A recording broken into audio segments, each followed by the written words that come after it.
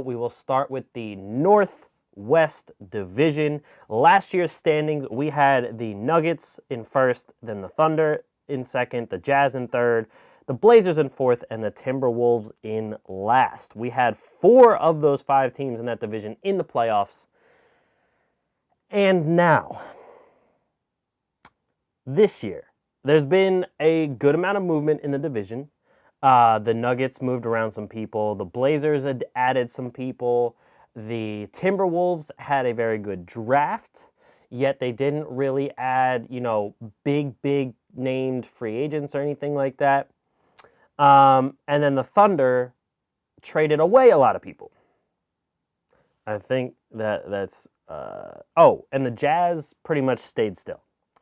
So I'm going to start off by saying how I think the standings are going to shake out for next season, and then we'll break it down a little bit. So I have next season the standings as Nuggets repeating as division champ, the Blazers in second, the Jazz in third, the Timberwolves in fourth, and the Thunder in fifth. Now, let's start with the Thunder down there in last. So I don't think this should come as a surprise to anybody.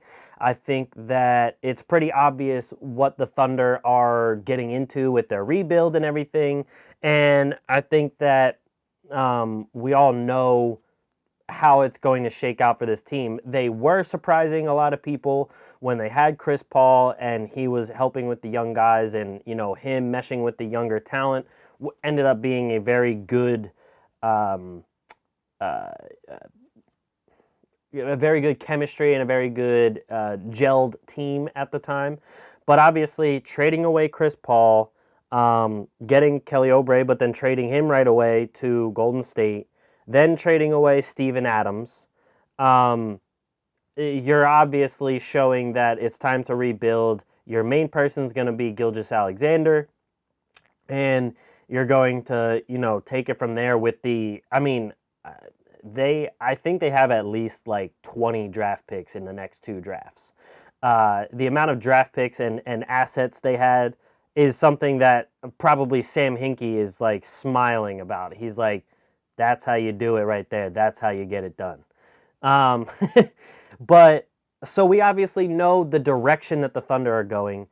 It's no secret at this point. And I think that Presti did a great job in facilitating this whole rebuild ignition. He really got like max value for a lot of the assets that he did trade away. I mean, he got a very, very good amount of value for Chris Paul. He also took the value from Chris Paul and got even more value from Golden State. Got a lot of not a lot, but some solid assets from trading away Steven Adams as well. And I think that when you look at everything they have coming in the next like 3, 4, even 5 seasons, as well as some of the young guys that are already there, there is definitely some cause for excitement in the future. But this coming season, probably not very exciting. So moving up to 4th there, I had the Timberwolves. Now, the Timberwolves, I think, will have a pretty electric offense, especially if Anthony Edwards turns out to be the guy that we all thought he's going to be. But the major concern with the Timberwolves is defense. We've all heard the criticisms of Karl Anthony Towns not being able to play defense that well. Nobody has really been praising D'Angelo Russell for his defense for good reason. So those being your 2 main guys and the rest of the team not exactly being a great defensive unit is cause for concern. Bringing Anthony Edwards in, another very, very highly talented offensive player who I don't think is going to thrive all that much on defense. So this is what leads me to believe that they're only going to move up 1 spot. Because I really don't see them competing with the likes of the Jazz, Blazers, or Nuggets. So I really only see them moving up 1 spot. they'll probably, be a little under 500 and probably not even make the playoffs. I do want to see, another like a full year of how D'Angelo Russell and Karl Anthony Towns will work out together. I want to see, the development of Anthony Edwards, if he's going to be what we thought he's going to be or what we expect he's going to be. But again, there's a lot of question marks there. I think the only non-question marks are the offense you're going to get from Anthony Towns and Russell. I think those are the only two, like, for certain things you're going to get. The rest of it is kind of, we're going to have to wait and see what exactly shakes out. So moving on from the Timberwolves, we'll head up to the Jazz. So Utah really didn't do all that much this offseason. They re-signed some guys. They made a couple draft picks that were later, second round, I believe. And they signed Mitchell to a max extension, which, to nobody's surprise, I mean, Mitchell deserved the max extension. He is the number one guy on Utah, and he will be for years to come. They re-signed Clarkson, which was a good move. I don't know about giving him a whole lot of money, which he did get, because I feel as though it kind of limits your ability to make moves later on, especially with the fact that you still have Mike Conley, who's still on a max deal from when they acquired him from the Grizzlies.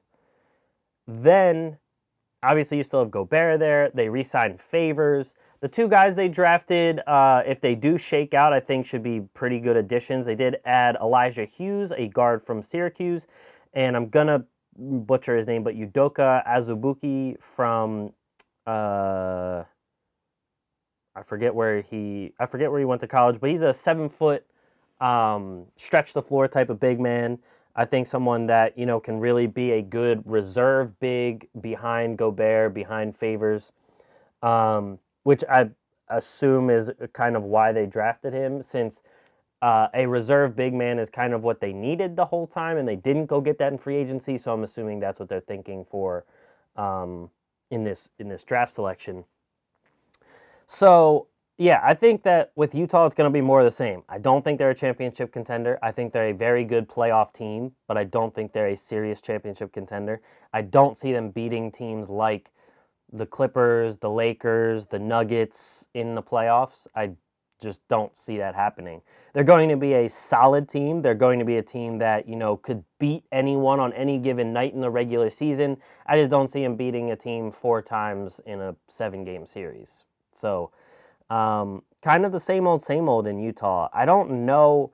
I would be curious to see if, like, this season goes the same exact way if they don't find a new coach, if they don't trade away Rudy Gobert. Like, because obviously, okay, you're getting into the playoffs. You are looked at as a solid team, but especially in the West, you're just realistically not a championship contender. So what exactly is happening here? Like, what are you going to change to push yourself into that upper echelon? And I don't know personally many Utah fans. I would be curious what Utah fans think if they did just continue this way. Because obviously it's not like, I mean, it's cool that your team is still able to win a lot. You're still able to make the playoffs, but I just feel as though you're not able to realistically say, like, hey, we might win the championship this year. And if that's the case, then what's the point of just competing to make the playoffs and not even, like, get past the first or even second round? But anyway, so I think this is a little bit of a surprise to people. I did put the Blazers in second. So I think they had a great offseason. They filled a lot of holes. They have their power forwards now in Covington and Melo as the backup. They re-signed Hood. They acquired Cantor to shore up their front court. Zach Collins will probably be coming back off of injury, and he gave them some very solid minutes in his role. A healthy Nurkic all year would be big for them as well. They signed Derek Jones Jr. I think that will help with their wing depth also. And of course, you still have Damian Lillard and CJ McCollum there. So I think the Blazers are primed for a very good year as long as everyone stays healthy. I know that that's like the quintessential question mark of every season. Like any team should be good as long as they're healthy, except maybe like Detroit, the Knicks, the Kings, stuff like that. But I just feel as though this team, the way that they filled a lot of holes with the draft, or I mean with their offseason, they still also have a decent amount of younger players, and you still also have your superstar. I think that they can really make some noise. But again, I feel like this is another team that I don't take seriously as a championship contender because, yes, you have your superstar in Damian Lillard. I don't consider CJ McCollum a superstar. Melo obviously has passed his superstar phase. Um, Nurkic is not a superstar big man. CJ McCollum, I'd say, is the closest thing you get to a second superstar, but he's not. He's a, I'd say he's somewhere between a very good starter and a star player. He's like somewhere in between there. He definitely shows a lot of flashes of star player potential, but we just don't see it consistently night in and night out to kind of lift it, like lift the team to a championship level, a championship contender level.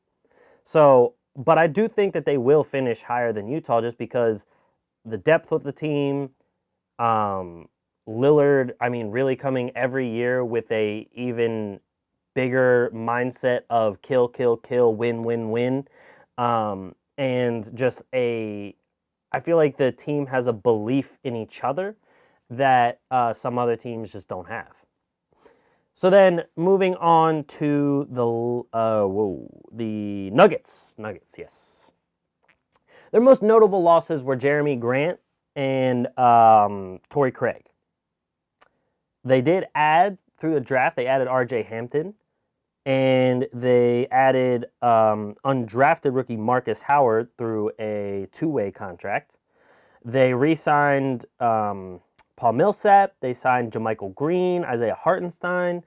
I think that the signing of Green and Hartenstein are both underrated. I think Hartenstein is a very good reserve big man that will give you solid minutes. I know he didn't play all that much for Houston, but obviously with their micro ball, like big men weren't going to play much anyway.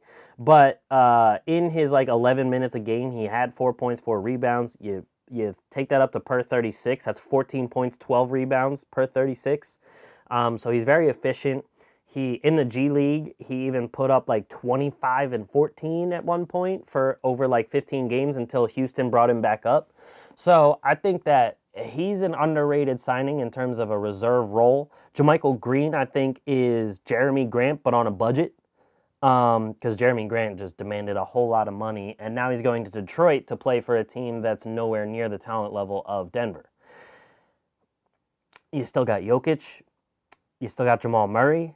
I think Gary Harris is going to have a better year than last year. Last year was like one of his worst years of his career, so I think this year is going to be much, much better. So I just think everything is on the up and up for this team. And with RJ Hampton, I feel as though he's somebody like a Bol or a Michael Porter Jr. No, he didn't go through an injury, but he decided to go with the professional basketball route instead of college. And I think that he has such a potential to be a good player that and teams just passed on him for, you know, whatever reason it may be. But for me, the fact that Denver has been able to hit on guys like Michael Porter Jr., Bol, and some of these later round draft picks that have turned into big time contributors or just very, very good role players, I think that makes me believe that Marcus Howard even and RJ Hampton are probably going to turn out to be contributors for this team, which would be big time because they're both young. Porter Jr. is young. Bol's young. Jamal Murray's still like what, barely past 25. Jokic isn't even old.